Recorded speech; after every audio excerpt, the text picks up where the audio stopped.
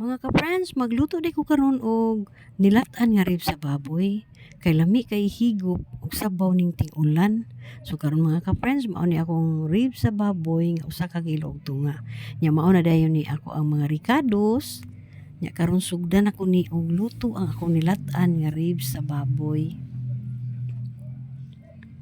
Karon ibukal na, gilunod naman ako ang rib sa baboy, ilunod na sa ninako ang ako ang mga ricados. Nya ako na dayon siyang ukban, ilunod sa nako ang pichay ug ang sibuyas dahonan, kay lami jud og naay sibuyas dahonan kay humot kaayo atong nilatan mga ka-friends. Nya dayon ako siyang timplahan asin ug seasoning. So nalata naman ni ang akong rib sa baboy, ako na niya ning haunon.